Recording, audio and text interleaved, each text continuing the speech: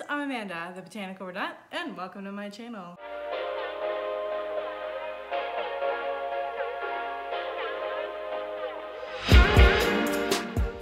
So today's video, as you probably can see from the title, is going to be all about prayer plant care. It's so hard to say. Prayer plant care. I don't know why that's so hard to say. So, prayer plants do get a little bit of a bad reputation, just like Calatheas. They are known to be very hard to take care of and kind of finicky, just like a Calathea. Calatheas are actually in the same family as a Maranta, but they are not the OG prayer plant. So today I'm going to be talking all about care tips for my Maranta and how I've been able to kind of grow my Maranta from a 2-leaf cutting to a big plant. But before we get into that, please like this video at the end of the video, and also if you haven't subscribed already, please consider subscribing. And without further ado, let's get into it. Let's go meet my Maranta and talk about some tips and tricks for caring for your Maranta.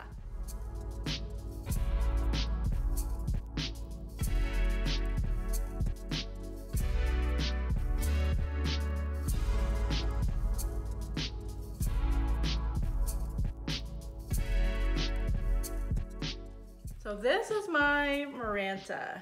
So this is the lemon lime version of the Maranta, but this is my beauty. Oh, and those flowers. Yep, we got flowers.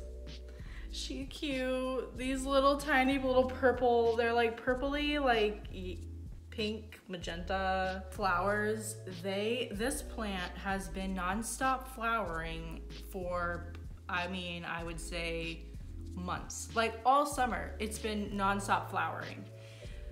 Now, I know that flowers on houseplants a lot of people are like, cut them off because they do take a lot of energy from the plant. But as you can see, like I'm still getting a lot of growth with the Maranta. So I think that it's okay. The only thing that's kind of a pain in the butt is like these, they die within like a day or two. They don't last very long. As you can see here, like this is kind of like a dead part of the leaf. So they don't really last too long, and when they die off, they leave like these crispy brown petals all over the floor, and it's super annoying because literally every day I'm in my plant room trying to sweep up all those things because you don't want any pests, like, getting excited over that. So yeah, prayer plants get their name from their motion. So at night, the prayer plant's leaves kind of come up and they kind of come together, kind of like a praying hand. And then in the daytime, as you can see, they kind of start to point downward. So the time of filming this, it's almost noon. So around like 2 or 3 o'clock, it almost lays like completely flat against the pot. So it's actually kind of cool to see it like in different times. But this plant it just has such a striking foliage. It's just so pretty. I wanted the lemon lime version just because I actually don't really love the red version. I know that a lot of people do like the red just because it's so colorful. But the thing is like I really like lush green. I don't really like a lot of color. As you can see, like I am all about like white pots and kind of neutrals. So I decided to get the lemon lime, but maybe one day I'll get the red version. So let's just jump into care tips. So for watering, I strictly water all of my Calatheas, Marantas, prayer plants, anything, whatever you want to call it. I water these strictly with distilled room temperature water. I have found that I actually watered this plant when I first got it. Like I said, it was a 2-leaf cutting. You can see kind of like the little stems that it had. So this was a 2-leaf cutting and it wound up getting kind of crispy.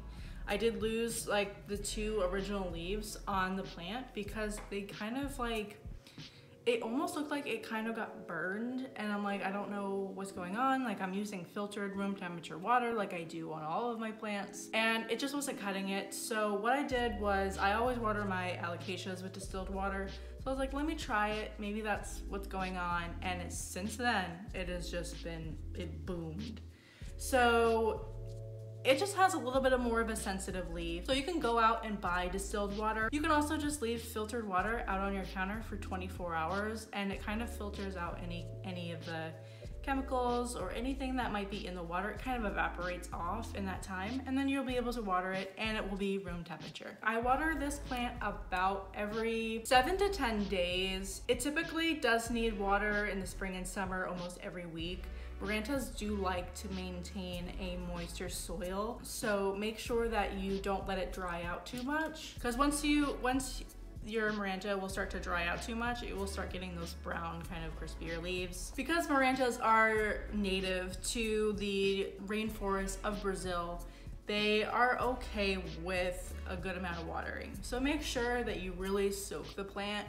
I make sure that I see, like, I have a little like lip on this pot, so I make sure that it starts, you can start to see the water, and then I just drain it out after a couple minutes. But I let her kind of absorb as much moisture as she can. You kind of have to find that balance between like really good moisture and not root rotting the plant, because these are also susceptible to root rot. You kind of have to find that balance. For my like moisture meter, I like to keep my Maranta at like a 5 or 6. So that kind of helps, maybe that might help kind of guide on like how moist I keep the soil. It's kind of just kind of mid-range. So kind of jumping into now the soil. So soil, I like to mix just a commercial potting mix. I use Fox Farm soil. So I mix the Fox Farm soil with a little bit of orchid bark and a little bit of perlite, but I do mix a little bit of coco coir in there as well. That will help kind of maintain moisture, but also be draining, if that makes sense. So you want the plant to not sit in water, but also kind of hold moisture a little bit better. When you're adding the bark and the perlite, just make sure that you don't add too much. Don't make it like a aeroid type soil that you would use on like philodendrons or your alocasias. You'll want to make sure that it's not super chunky, but aerated enough that it's not going to root rot. I found that when I repotted it, I mixed way too much, and I wound up having to water it like every 5 days. So I was like, we're gonna need to add something in there to kind of hold that moisture a little bit. So that is watering and soil. Like a Calathea, prayer plants need a lot of humidity.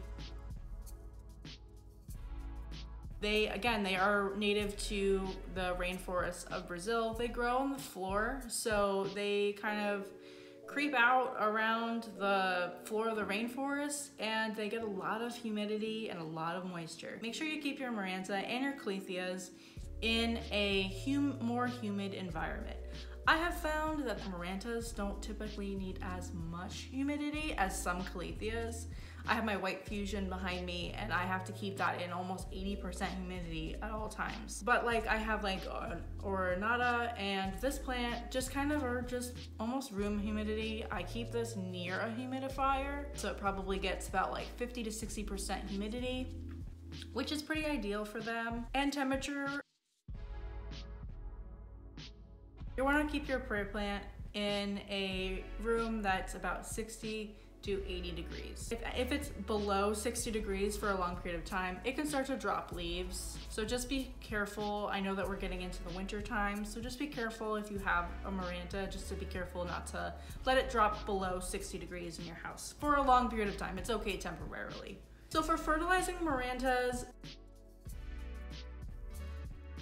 they are hungry. They are so hungry. In the spring and summer, I fertilize this plant every 2 to 3 weeks. I know that sounds crazy, but they get so hungry. And especially since I'm growing these flowers, which I could snip off, I find that it probably is a little bit more hungry because it's taking a lot of energy to produce those pretty little flowers. Eventually, I'm actually going to cut the flowers off. I'm actually gonna cut them off after this video so I won't have any little flowers anymore, but I just wanted to show you guys like all the flowers on it. But for fertilizer, I like to use fish fertilizer on my Calatheas and Marantas just because it's a more organic fertilizer. A lot of my other plants get like a Miracle-Gro fertilizer or kind of whatever I have on hand. But because this has a sensitive leaf, I like to make sure that I use like an organic, kind of a natural fertilizer. That way I'm not adding like a lot more chemicals into the plant because I'm already using distilled water. I don't want to add more chemicals into it. So that's pretty much it. I mean, that's my Maranta. This is just, it's such an easy houseplant. It's a very popular houseplant. I did read somewhere that it's a rare houseplant, but I feel like you can readily find these kind of anywhere. I got mine on Etsy, like I said, a 2-leaf cutting, and it's just been blowing up like all summer long. It's like gone crazy. So I hope this helps. If you guys have any questions or anything about Marantas or anything like that, please comment below and let me know. I will be happy to answer any questions you guys have, but that's it. I hope you guys all have a great day and stay botanical.